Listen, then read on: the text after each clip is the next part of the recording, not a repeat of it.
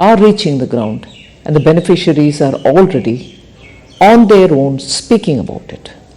The power of word of mouth is very strong.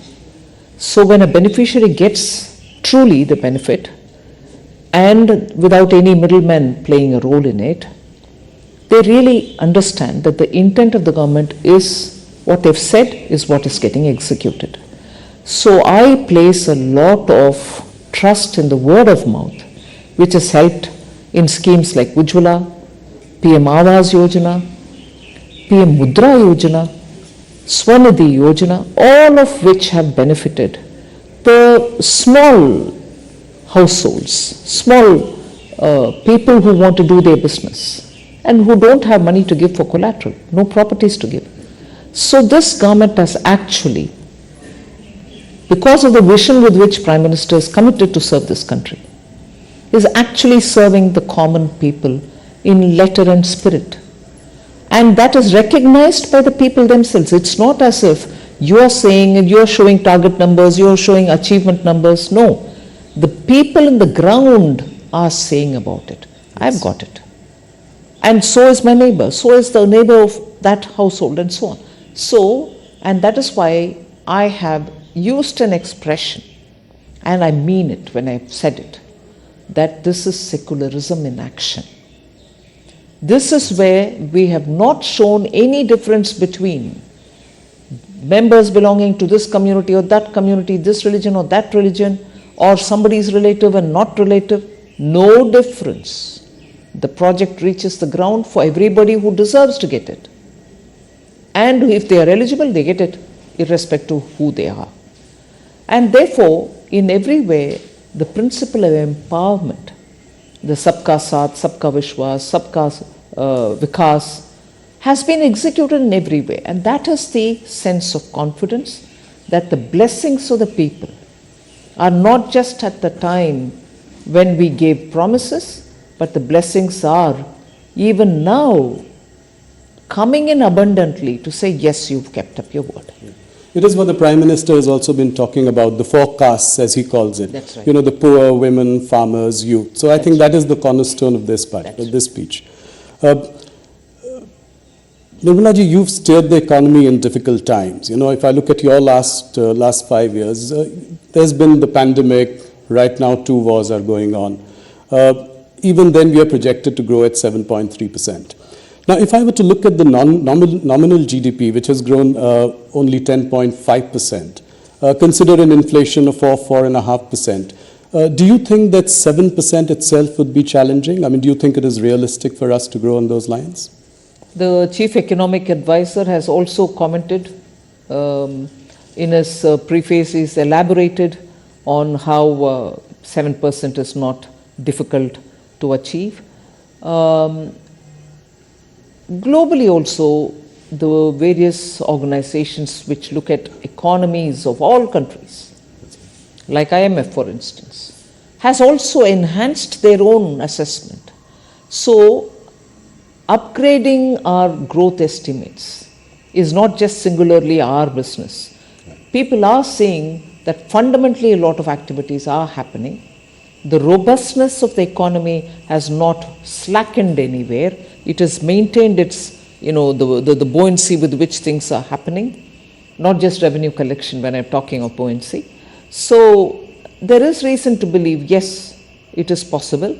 And the deflator, not just the inflation, but the deflator itself is constantly, meaning we are looking at controlling inflation, the other factors fall in place, so the deflator itself then plays a role, and therefore we are confident that on the one hand we'll be able to manage inflation, and on the other to keep the robustness in growth so that it is sustained growth.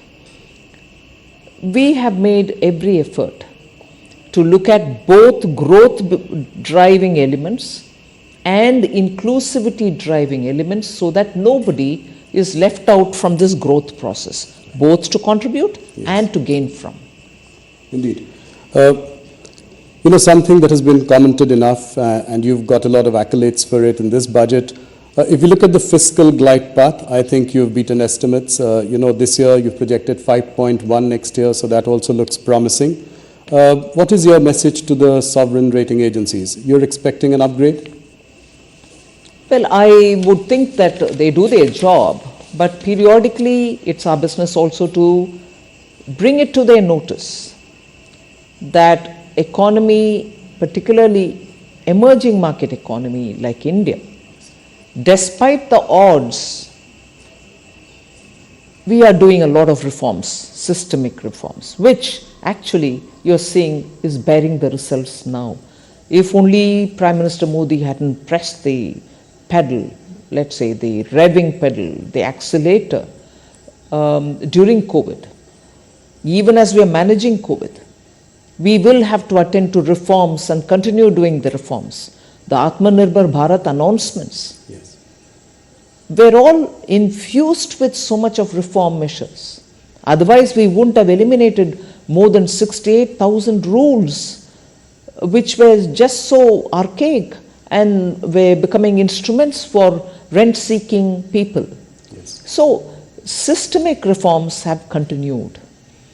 Whether it was pre-COVID, GST and IBC, together with very many other reforms like professionalizing public sector banks and so on, the emphasis on reform has given us adequate rewards, and we'll continue doing that. That is why even in the budget, we have emphasized on transparency.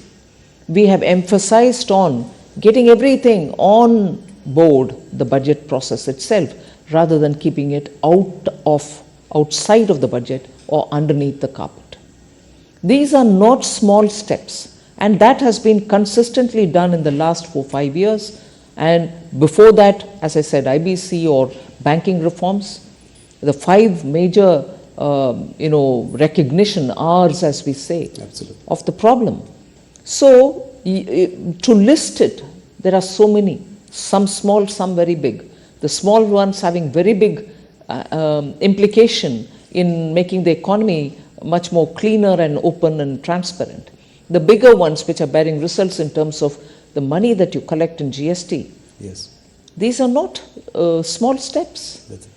So that is the one which I would play as important indicators which rating agencies should look at comprehensively, rather than look at just one detail here, one detail there. Macroeconomic stability is also very well kept up. No, glad you mentioned reforms. I think big message coming from you that the government will continue on the road for reforms. What are the, I've said this to you before, that, cutting the rich tax last year, in an election year. Before that, cutting the corporate rate tax. I mean, you've taken some bold measures. What are the next level of reforms that we can expect from you? Broadly, I mean, directionally. No, first of all, as I said, the system to become more transparent. More things will have to be done in order to make sure that we work together with states. It's one thing for the union government to work on those areas which are exclusively with the central government. But where there are overlaps, there are some states which have come about enthusiastically to say, yes, we should benefit also from this vibrancy which results after such measures are taken. And therefore, when reforms are talked about, we normally always say 3 levels where it has to be carried out with the same vigor. The central government, the state government, and then the local bodies. Now, working with the state governments has already started happening. The last few years, you see very many areas where we are working together. The local body level, the municipal, urban local bodies, the panchayats,